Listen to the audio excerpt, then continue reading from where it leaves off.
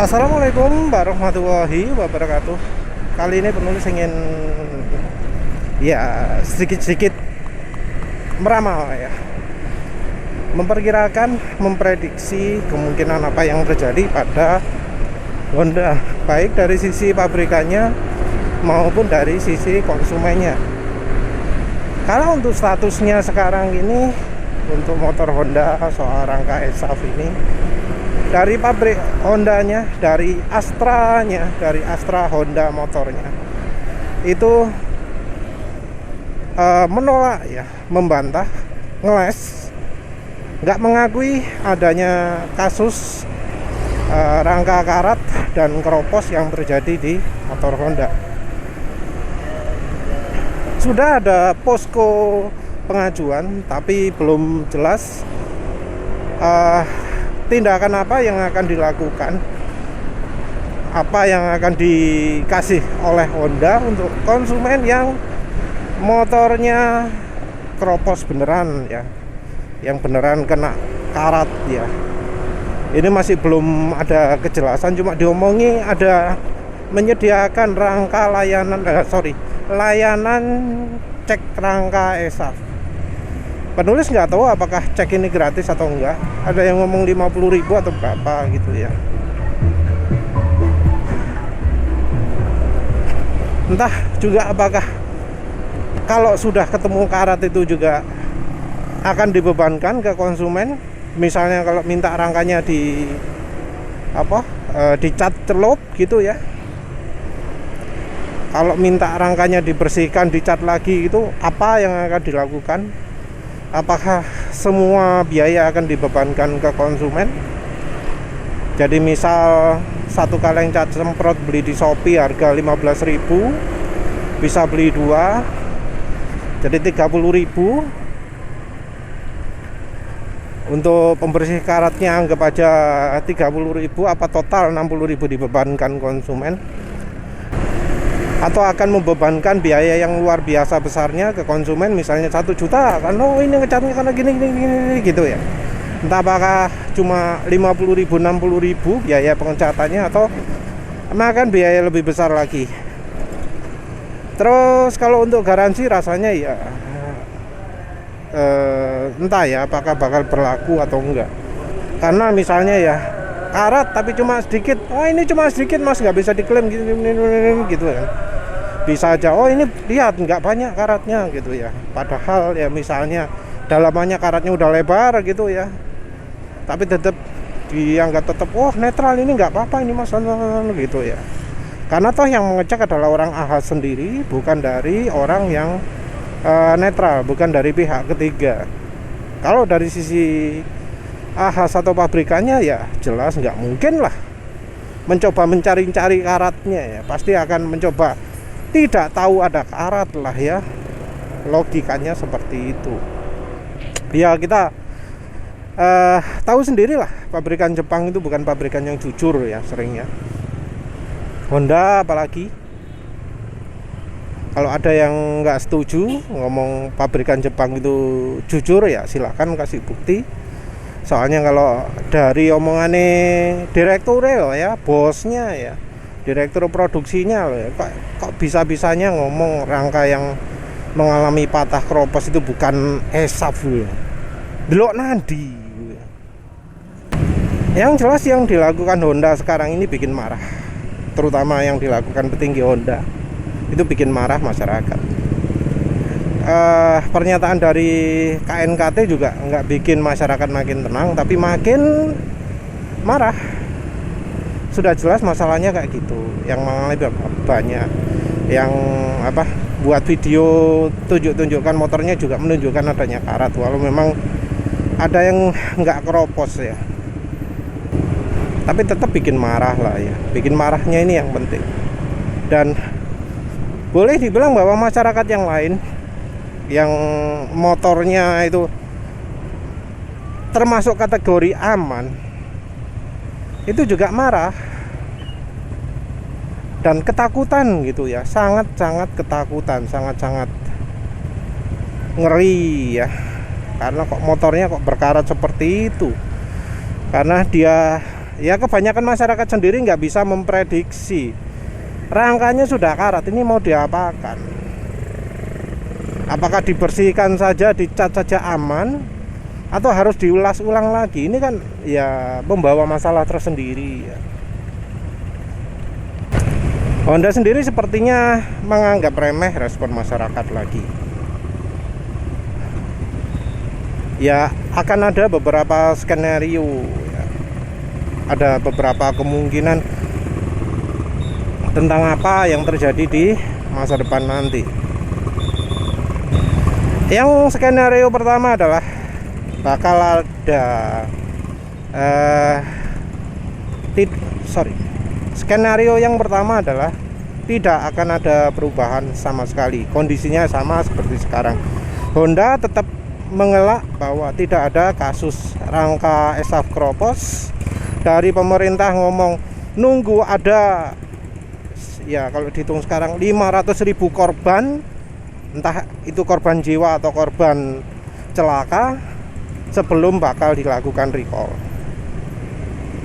Artinya adalah motor Honda bakal tetap memproduksi motor-motor dengan rangka yang bermasalah ini. Rangkanya juga nggak bakal diperbaiki, bakal tetap gampang keropos, gampang karat. Ya sorry, rangkanya itu kalau kena karat gampang keropos ya. Motornya juga nggak dirubah sama sekali, nggak ada. Misalnya kayak yang sering penulis omongkan adalah spakbornya diperpanjang, minim itu ya harusnya. Tapi bisa jadi kalau Honda seperti ini nggak akan ada perubahan sama sekali dari sisi produksi, dari sisi kualitas, dari sisi apapun, alias sama buruknya dengan sekarang. Terus reaksi konsumen ya mungkin pertama bakal panik dulu, bakal menolak beli motor Honda. Terus kalau kasusnya makin menurun, orang bakal beli motor Honda lagi, karena ya bisa jadi harganya bakal turun ya dari sisi dealernya. Kalau dari sisi pabriknya nggak mungkin. Dari sisi dealernya pasti bakal ngasih diskon yang gila-gilaan, bahkan sekarang sudah mulai bermunculan diskon gila-gilaan ya. Bahkan penulis menemukan ada yang ngomong diskon gratis 3 kali angsuran pertama. Ada yang ngomong gitu ya. Tapi ya entah cicilannya berapa, karena ya bisa jadi itu cuma trik ya. Tapi yang jelas sekarang sudah makin murah ya motornya. Apalagi yang bekas. Soalnya kalau yang bekas walau dijual semurah apapun kayaknya nggak bakal laku ya. Jadi orang sekarang nyarinya motor bekas Yamaha, nggak akan bekas Honda. Lawang yang baru saja ya takut bisa karatan, apalagi yang bekas makin takut lagi orang. Harga semurah apapun nggak akan beli orang ya. Jadi skenario pertama, pabrikannya tetap, konsumennya nggak bakalan beli motor Honda. Wes belas sama sekali. Pilih beli motor merek lain. Karena modelnya Suzuki sedikit, ya Yamaha. Terus skenario kedua, dari pabrikannya tetap, dari konsumennya memaafkan. Oh ya wes lah, wes nggak apa-apa, resiko patah itu ya paling cuma beberapa orang, kan katanya blogger, paling cuma kurang dari 1% orang yang celaka gitu ya. Ya konsumen bakal beli karena harganya murah. Tentu perilaku ini akan berubah kalau misalnya ada berita orang meninggal gara-gara rangka patah. Nah kalau sudah kayak gitu beda lagi, orang bakal anti 100%. Terus skenario yang berikutnya adalah kalau dari pihak Jepangnya turun tangan langsung. Misalnya nggak puas melihat cara yang di Indonesia menyelesaikan masalah, bohongnya terlalu nggak masuk akal. Jadi kalau bohongnya masuk akal mungkin masih diterima, tapi bohongnya kalau sampai berlebihan dengan orang ya merasa tersinggung banget kan ya. Terus Honda turun tangan, pecat sana pecat sini, terutama yang jajaran atas dipindah tugaskan. Ya bisa jadi cuma pindah ke negara lain gitu ya, nggak akan mungkin pecat sampai betul-betul nggak dipekerjakan pastinya. Cuma ya untuk menunjukkan ke publik saja, oh ini sekarang sudah ditangani gitu tok kali. Jadi nggak sampai beneran serius ya mestinya. Setelah pecat, Honda nanti bakal berjanji memperbaiki produksi dan pakai solusi yang selama ini diminta sama orang-orang, yaitu catnya pakai dicelup misalnya. Ada yang percaya sama Honda gitu ya. Terus pasti juga ada yang skeptis ya, yang sudah tahu sejarahnya Honda dalam menyelesaikan masalah alias ketidakbecusan Honda menyelesaikan masalah, ya bakal tidak akan percaya solusinya bisa beneran efektif ya. Karena ya masalahnya banyak, nggak cuma dari catnya harus dicelup, tapi juga sebelum dicat harusnya kan dibersihkan dulu. Terus dari sisi kualitas logamnya, dari sisi spakbornya juga, itu kan juga harus pilih yang baik ya, yang bisa mencegah air kena rangka. Ya nanti ada dua lah. Terus mungkin tetap nggak ada recall, jadi cuma ada istilahnya notifikasi bahwa Honda akan berjanji mengeluarkan produk yang sesuai standar. Sementara itu konsumen-konsumen yang sebelumnya nggak akan mengalami recall. Bisa jadi seperti itu. Terus yang skenario berikutnya adalah kalau sudah ada yang jelas, misalnya kasus meninggal, kalau sudah kayak begini, nggak mungkin lah Honda itu lari dari tanggung jawab. Nggak mau recall ya artinya yang produk dulu akan gratis ganti rangkanya. Entah kalau minta motornya ditukar uang gitu ya, nggak tahu penulis. Tapi rasanya ya bakal rangkanya yang akan diganti. Nah kalau sudah ganti rangka gini, amit-amit tentu ya usahanya, kan tentu ya berarti butuh banyak mekanik untuk melakukan bongkar rangka ini. Ya jelas waktunya mekanik bengkel resmi Ahas bakal kesita untuk melakukan recall ini.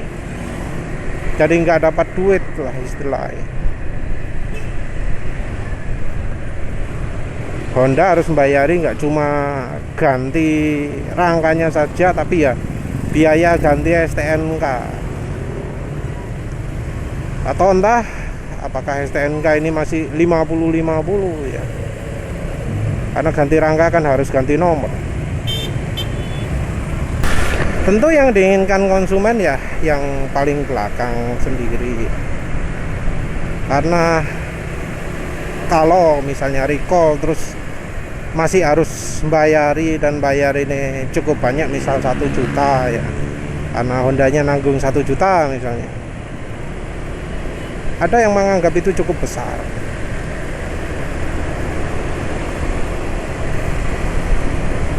Dan rasanya di skenario apapun kepercayaan masyarakat terhadap merek Honda itu bakal turun. Nggak mungkin bisa utuh 100% seperti yang dulu. Apalagi ditambah dengan cerita-cerita motor Honda ADV, motor Honda PCX 160 itu juga mengalami karat. Jadi kan akhir-akhir ini ada juga berita-berita bahwa yang lain-lain pun berkarat. Walau karatnya karat termasuk ringan ya, ada karat di sisi sini sana sini sana kan. Ada yang ngomong sampai patah, tapi di videonya nggak kelihatan mau patah tuh ya.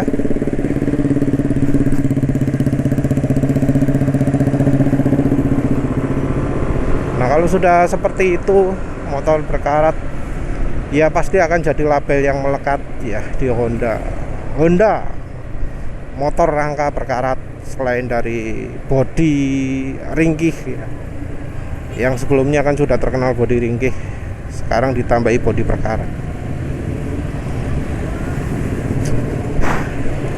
Terus kalau sudah seperti itu ya sudah nggak mungkin lagi Honda jadi merek motor keren ya.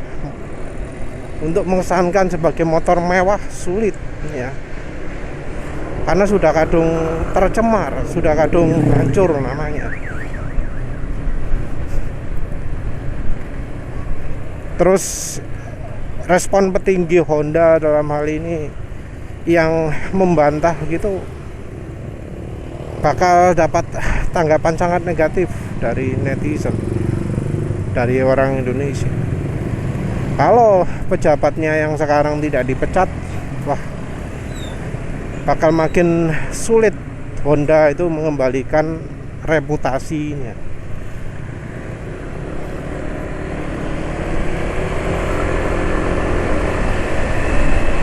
Ya kita lihat lah nanti ya, prediksi penulis seperti itu. Yang jelas penulis sendiri kalau sekarang punya motor Honda ya baiknya dicek. Kalau ada karatnya bersihkan dulu, pakai asam, pakai pakai pembersih karat ya. Jangan langsung dicat ya, tapi bersihkan dulu baiknya. Karena kalau langsung dicat, karat di dalamnya itu bisa jadi bibit yang akan berkembang nanti kemudian, yang takutnya nggak bisa kelihatan. Kalau ngecat juga atau membersihkan karat juga lakukan luar dalam ya, jangan yang luar toh, karena jelas beberapa contoh karatnya di dalam. Spakbor dipanjangkan, silahkan pakai caranya siapapun, mau pakai karat, mau pakai apalah, pakai yang awet. Nulis pakai lembaran plastik ya awet tuh. Di NMAX ini masanya mulai kapan? Mulai tahun 2000 akhir ya, sampai sekarang masih utuh. Wis 3 tahun ya, hampir 3 tahun.